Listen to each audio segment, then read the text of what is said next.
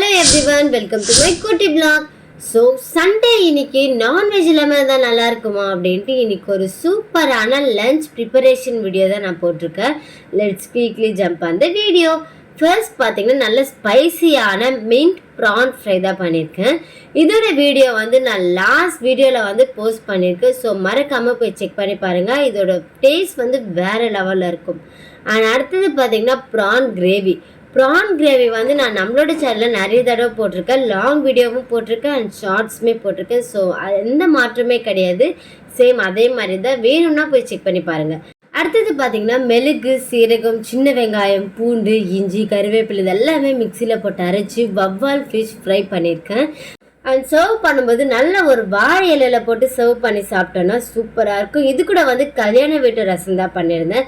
So இதுதான் எங்களோட Sunday lunch video. Thank you for வாட்சிங். பை பாய்.